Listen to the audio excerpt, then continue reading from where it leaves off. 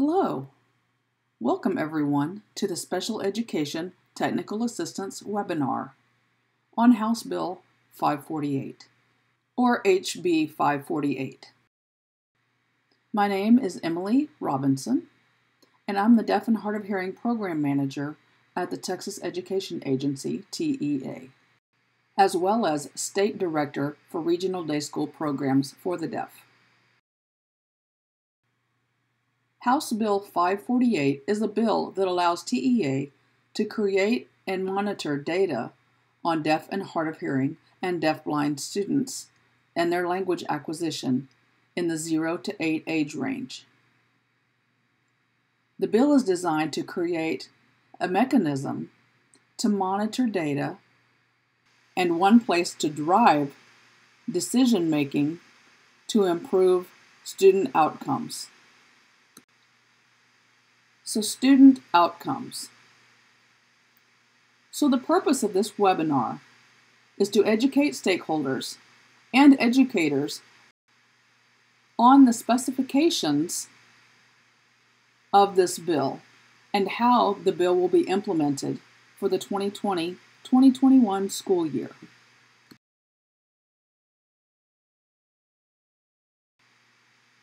So allow me to share with you our current True North statement. This is for the Office of Special Populations and Monitoring, which really is basically the foundation of our strategic plan. Together, we are committed to high expectations and strong systems that achieve equitable outcomes for every student with a disability.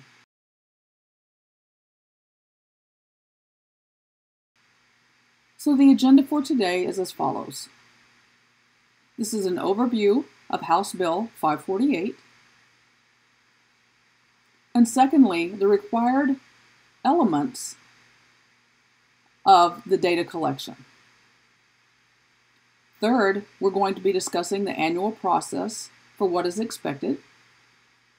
And fourth, we're going to introduce the language acquisition team and provide a list of approved assessments for language acquisition. So let's get started introducing House Bill 548 and the activities that have been done through September 2020.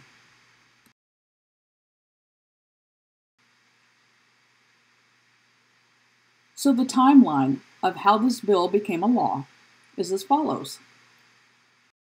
During the 86th Texas legislative session, the original bill was Senate Bill 895, and that was filed by Judith Zafrini. It was filed on February 19, 2019, and it relates to the language acquisition of children 8 years of age or younger who are deaf or hard of hearing. That bill was passed by the Senate on April 17, 2019. However, it never made it to the House. Senate Bill 895 was later amended and added to House Bill 548 by Representative Canales. On May 20, 2019, the House concurred with the Senate regarding the amendment on May 23rd of 2019. Governor Abbott signed the bill into law on June 14th of 2019. It became effective September 1st of 2019 and was encoded as Texas Education Code 29.316.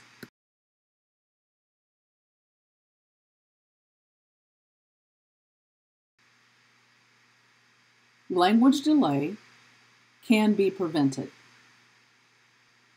It's believed that with the process of obtaining assessment results and data created from those results, as well as annual monitoring of that data, will result in improvement in student outcomes with ongoing intervention if necessary.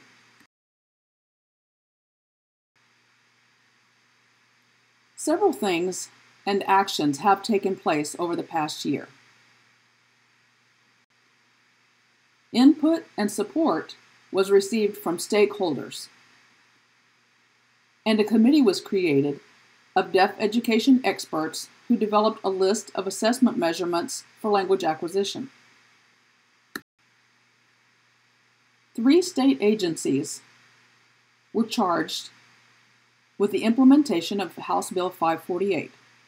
First of all, there's TEA, then HHSC, Health and Human Services Commission, and TSD, Texas School for the Deaf. Those 3 agencies created a Memorandum of Understanding, an MOU, to define each agency's role and support. Also, TEA established a platform to collect data from a variety of local education agencies, LEAs, through TSDS, and that is the Texas Student Data System. TSDS trained Educational Service Centers, ESCs, Public Education Information Management Systems, on PEIMS, PEIMS. They will assist in the collection of data and will also provide training to the LEAs who will input the data into TSDS.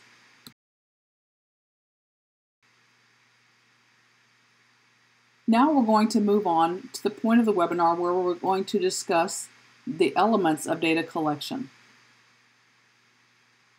The elements are defined in House Bill 548 to make sure that the appropriate information is collected annually to monitor student outcomes with language acquisition.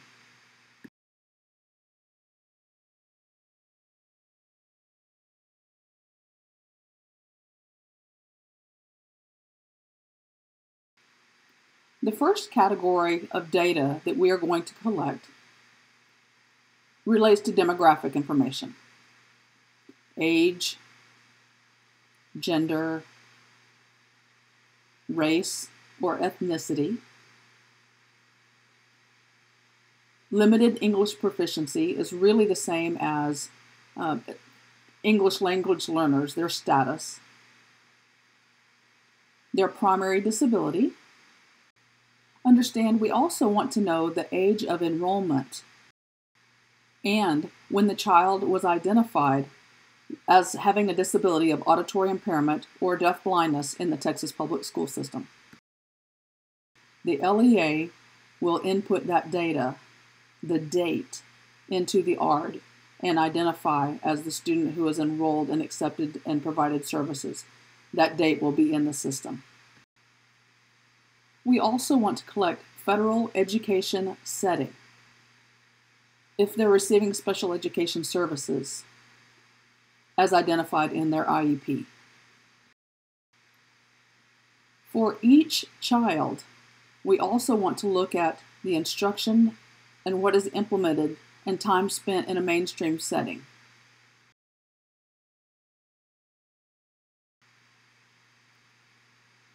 Next, specific language acquisition services that are provided. We really have 3 choices. First is direct, which means direct instruction or services that are provided directly to the child by a special education teacher or related service provider.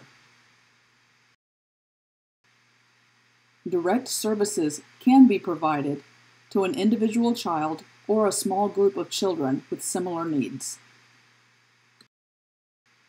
The second is indirect. Indirect services are not provided directly to the child. A special education teacher or coordinated services provider would provide services to other people who are working directly with that child.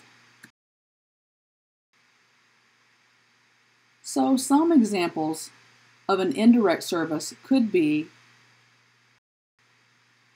Staff or consultants who are a part of general education, they do consultation, and they work with the regular education teacher or other school staff. It can be a modified curriculum for that child. It could be observing the child or monitoring their progress in very specific areas, or monitoring equipment or assistive technology that is used by that child. That would be considered an indirect service. The third piece is consultation. Now, understand, indirect services and consultation can mean similar things. It depends on the location and the documentation of the child's IEP. Currently, there is no clear, definitive way to talk about indirect or consultation services.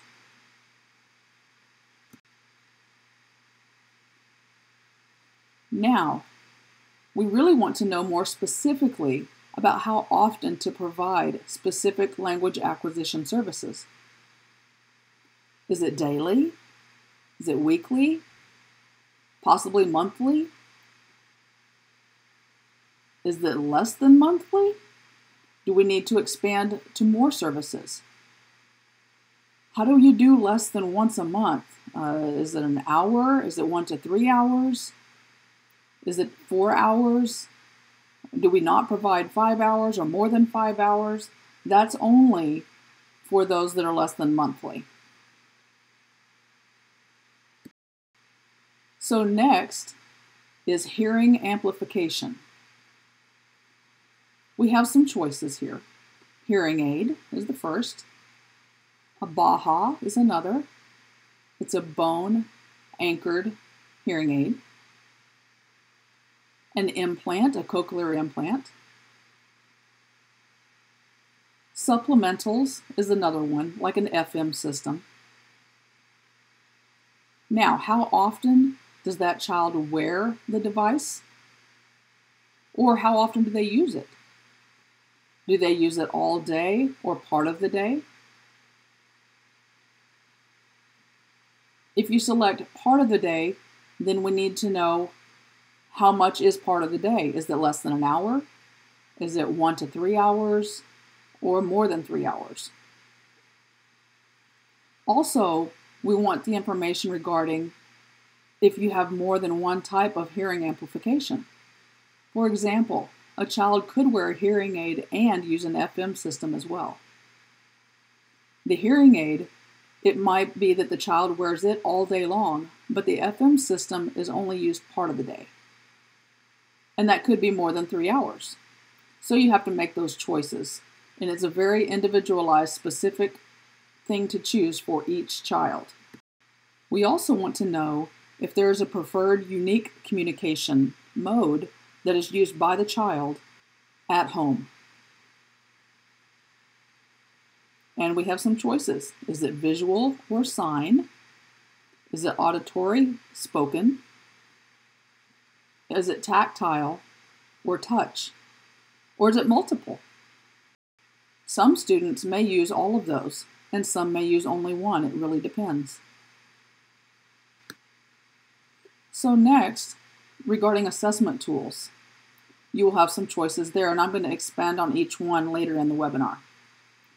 You can select more than one type of assessment. If you pick multiple assessments within one type, you can collect all scores and then select the highest score and use that to apply to the child. Also, identifying information can be redacted to comply with state and federal laws. All children will be assigned a unique ID number, and we will not be using their names, only the identification number.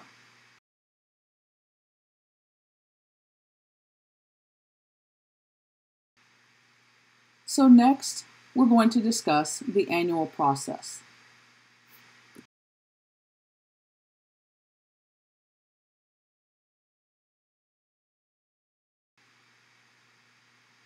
So the timeline begins in September of 2020.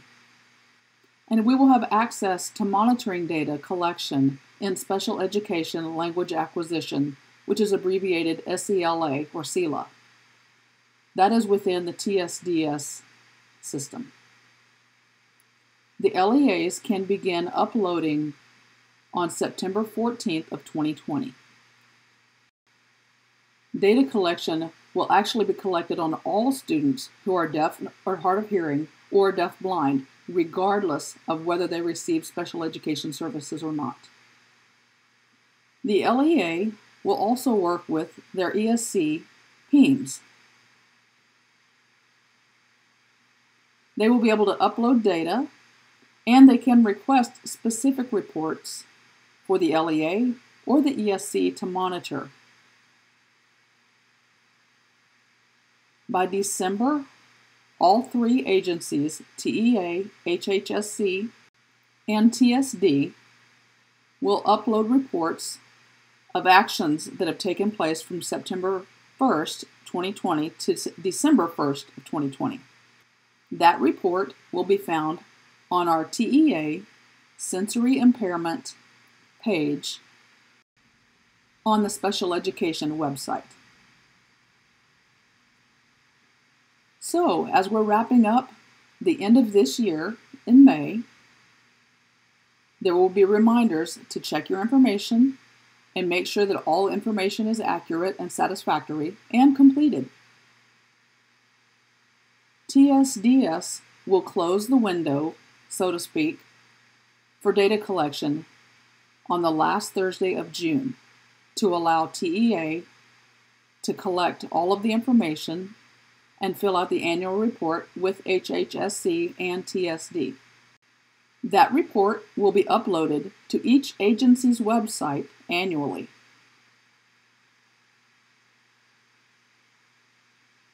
Because of the current situation with COVID-19 and the impacts, we understand there are barriers to providing assessments and to receiving good baseline information for the future year. That would be used to compare the results and student progress. However, the LEA is expected to complete all assessments with good faith.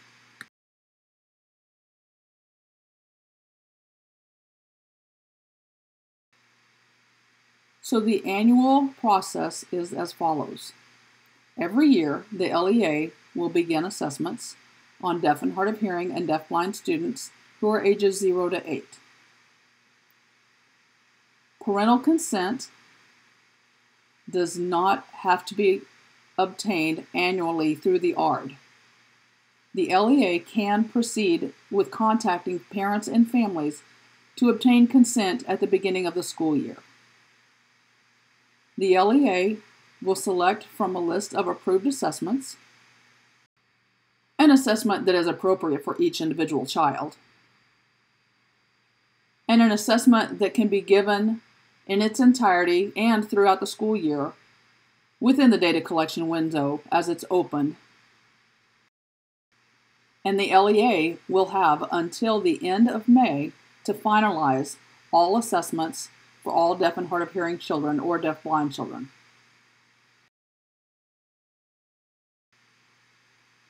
So the next step would be the data collection. The LEA will work with the ESC PEIMS to input all of the data.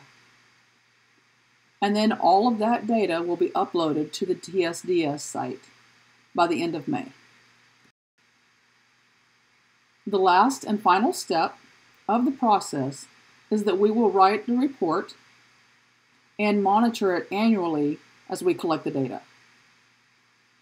Each of the agencies that were mentioned above, TEA, HHSC, and TSD,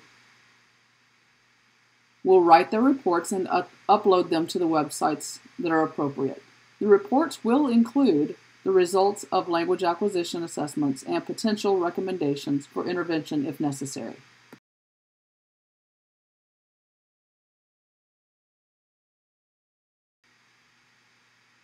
So, annually, how many students would you assume are assessed That number is roughly 12,500 students.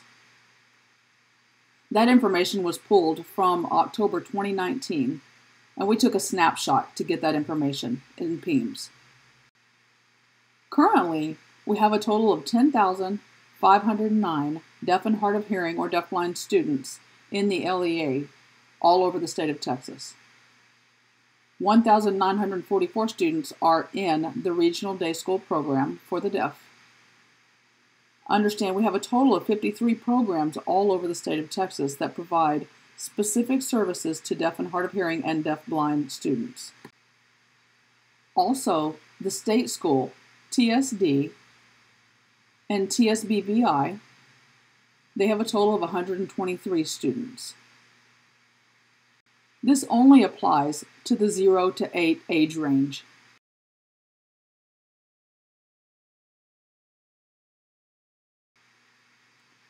So moving on, we're going to talk about language acquisition and its team.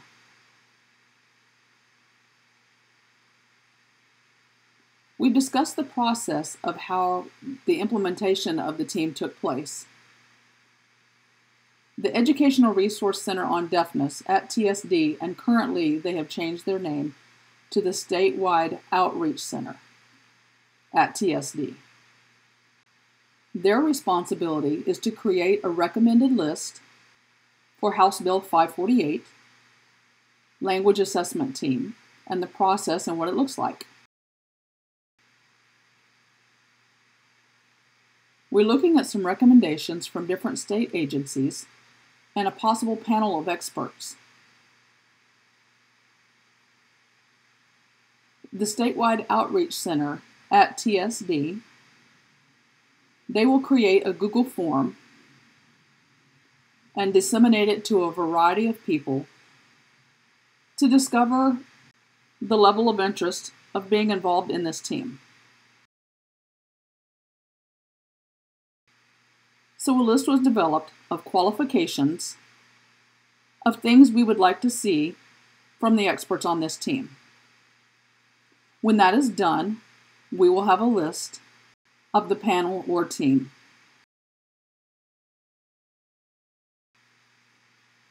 I want to backtrack just a bit and share with you the qualifications that we've identified from those who are on the team. TEA, HHSC, and TSD created this list. So the idea is that some of these team members would have some of these qualifications. They would have a knowledge or teaching experience with ASL and English. They would have experience teaching spoken language as well as sign, and they might have a linguistics background. They might have a knowledge of IDEA. They would have expertise in the development of curriculum, and also potentially have expertise with infants.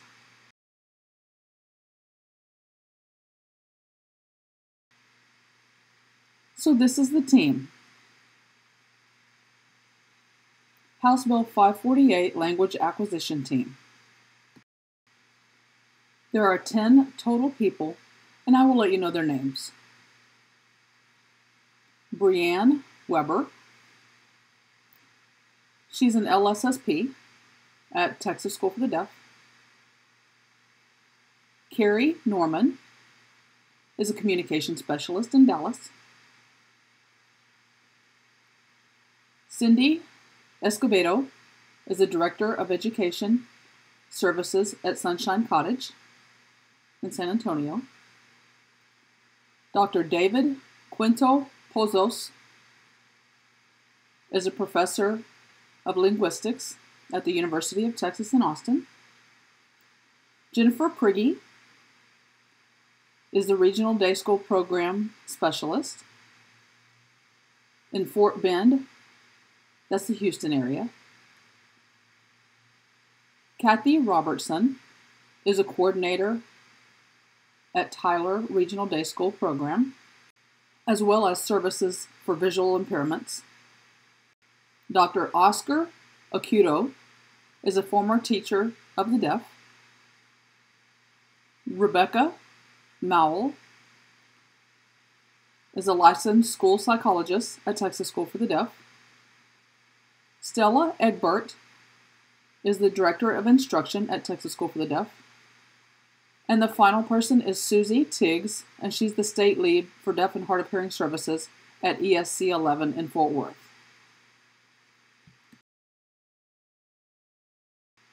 So all of the team members have 175 years worth of experience total in language acquisition, in deaf student services, and each person has an average of 17 years experience. We have half deaf and half hearing on the team. 8 members of the team know sign language and the others do not. And we also have an additional support service resource. For example, we have a birth to 3 outreach specialist on our team. She's a resource. And we have other teachers of the deaf also.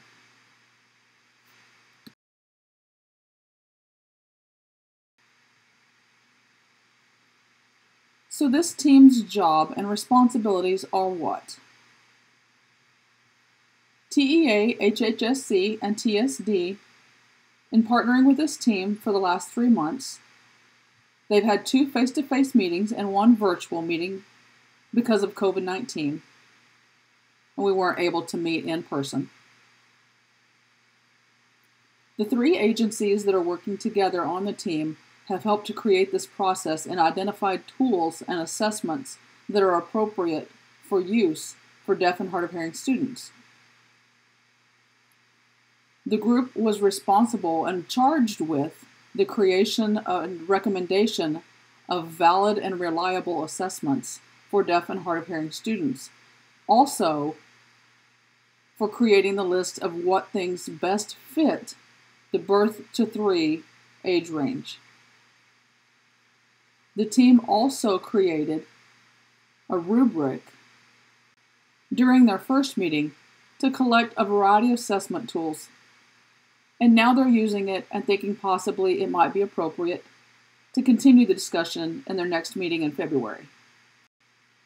They want to determine what lists and things at the February meeting will be discussed related to that rubric and narrow down the list to have a smaller group of assessments that are chosen from. During the March meeting, the group will work on determining who will provide which assessment, where it will be purchased, and how much time is provided for the assessment.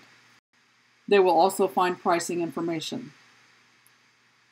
Also, they'll create a rubric to determine scoring.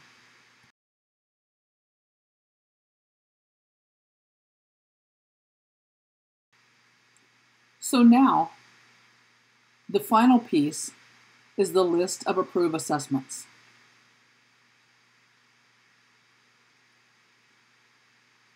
The first list is the type of assessment, and there are 3 categories. The first is birth to 3, then 3 to 5, and then 5 to 8.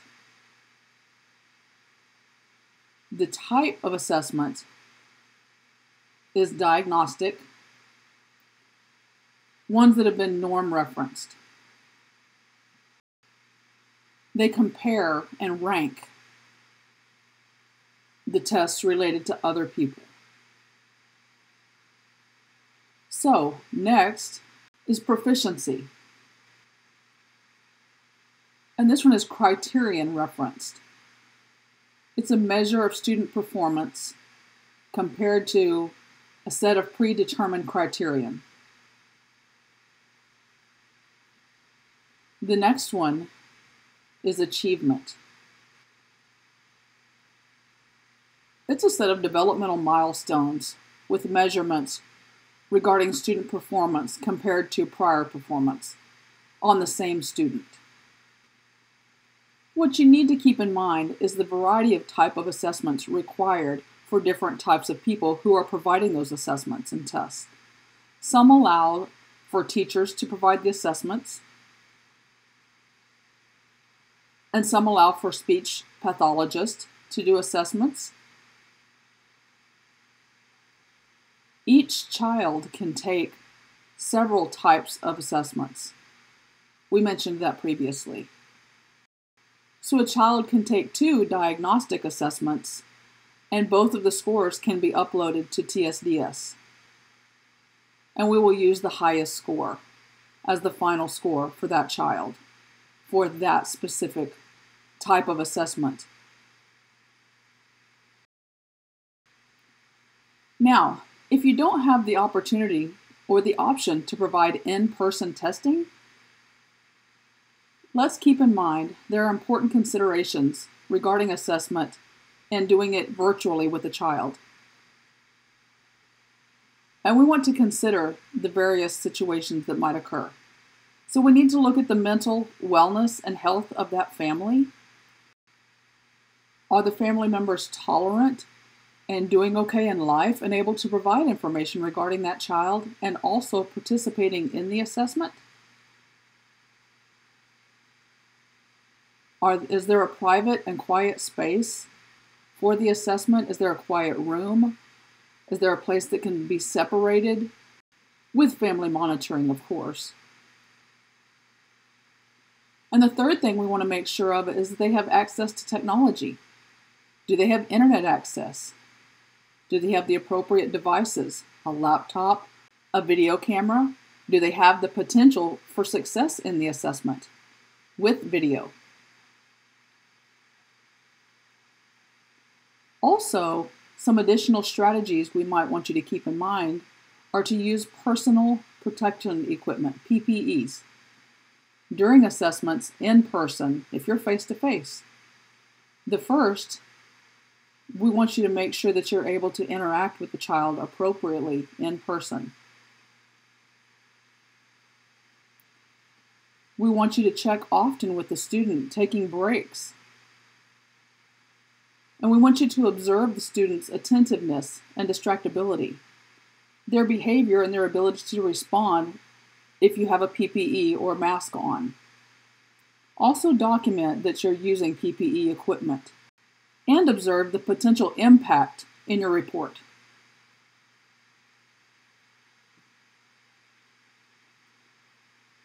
So now I'm going to give you a list of some of the assessments. For 0 to 3, deaf and hard of hearing, and deaf-blind students, we have diagnostic, and I'm just going to read down the list. For global development, we have birth to 3, assessment and intervention system, screening test of developmental abilities. Next is vocabulary.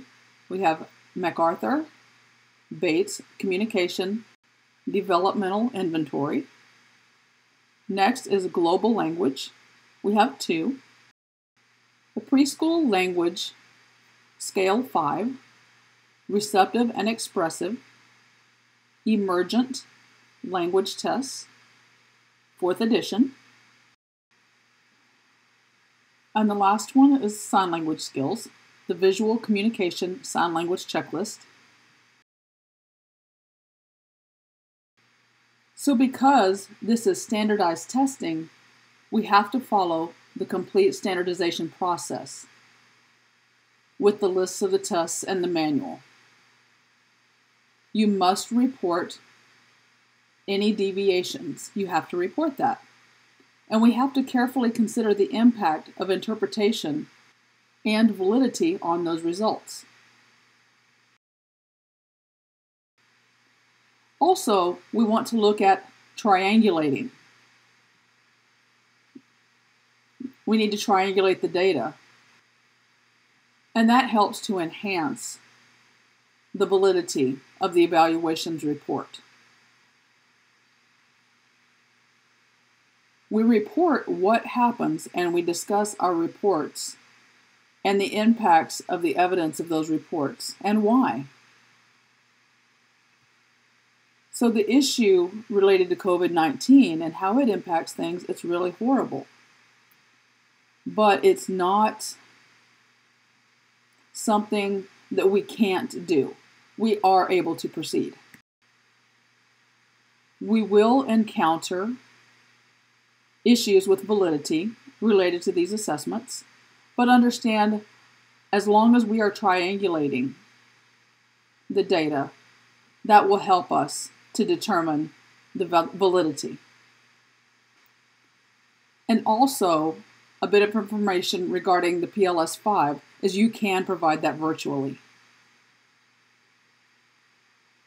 So next is proficiency for 0 to 3 deaf and hard of hearing and deaf-blind students. And again, I'm just going to read down the list.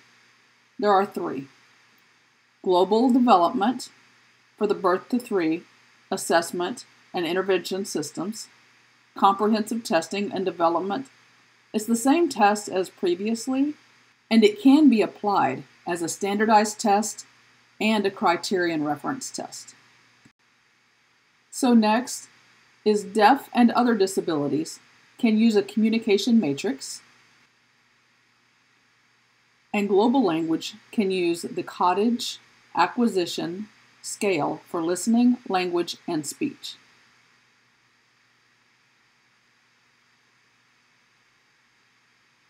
Next is achievement or developmental milestones for 0 to 3 deaf and hard of hearing and deaf-blind students. There's one test for global development,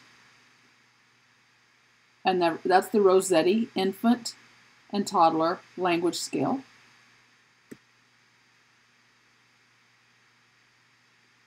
So next is the 3 to 5 age range.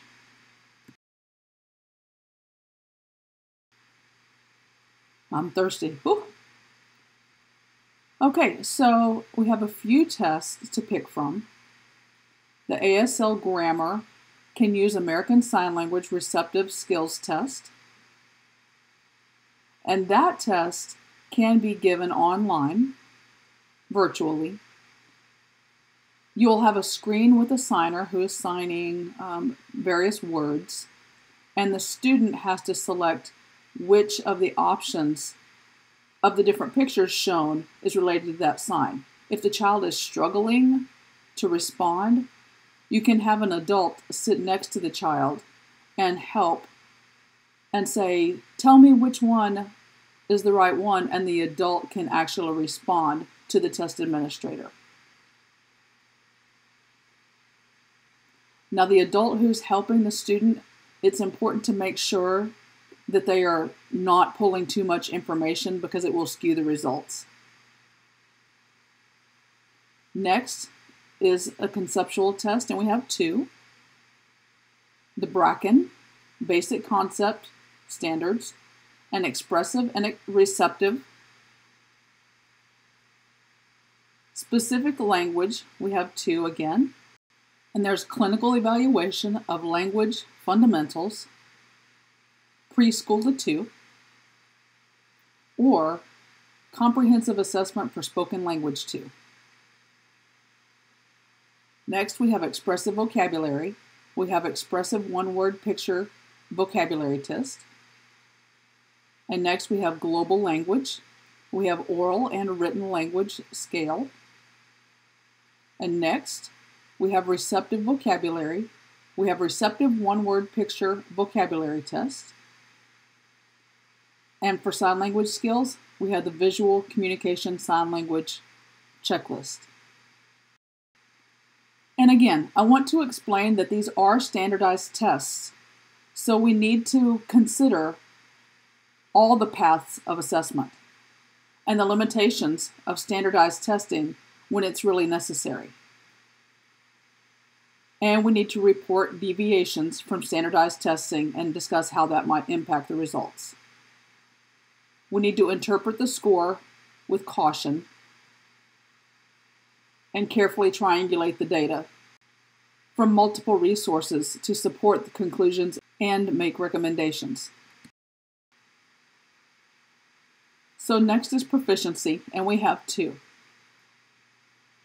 Deaf and Other Disabilities Communication Matrix, and Global Language has cottage acquisition scales for listening, language, and speech. It's just as before. for the 0 to 3 population. Next is Achievement and Developmental Milestones, and we have one test for Global Language. The Central Institute for the Deaf Teacher Assessment for Grammar Structure.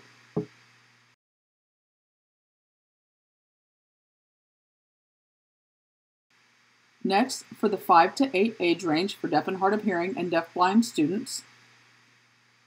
For diagnostic testing, we have several options. Many of them are the same as the ones that we spoke about previously. The ASL Grammar and American Sign Language Receptive Skills Test.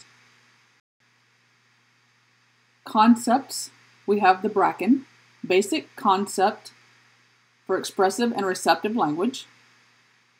Specific language, we have Clinical Evaluation of Language Fundamentals. For comprehensive assessments, we have Spoken Language. For expressive vocabulary, there's Expressive One-Word Picture Vocabulary Test. And for global language, there's the Oral and Written Language Scale.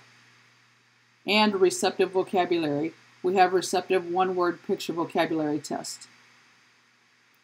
Also, I want to let you know that the CELF-5, the SELF-5, can be provided virtually as well.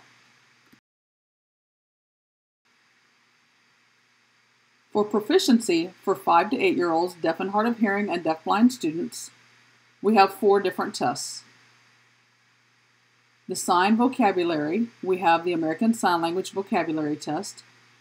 Understand it's a form 1 through 3 for expressive. There's one form, and then there's a form for 2 to 4 for receptive. The deaf and other disabilities use communication matrix. Global language, we can use the Cottage Acquisition Scales for listening and spoken language. And for sign language proficiency, we can use the Visual Communication Sign Language Checklist.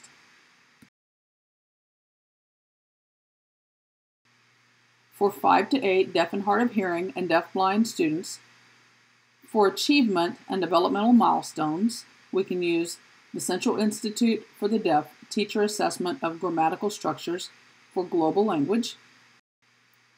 So some final thoughts I'd like to share with you. Make evaluation preparations and determinations for each individual child. Each child is unique. Decision makings should be based on a variety of factors and data. The requirements of the child's disability and the educational need of that child. And make all decisions with safety and ethics and legal requirements in mind. So some resources that I'd like to share with you. Our TEA sensory impairment webpage will have a spreadsheet on it, and it'll have a list of approved assessments with links to be able to click and open the website. And that spreadsheet will have information on how much each test costs, how to give the test, how long it will take to provide the test. There will be a lot of information on the spreadsheet to help you. Also, there will be a rubric for scoring on the spreadsheets as well. And on that same page, there will be an annual report as well. There will be other information on our Child Find evaluation and ARD support network that we want to let you know about. It's more detailed information regarding the evaluation and providing that virtually, and so you're going to see that later.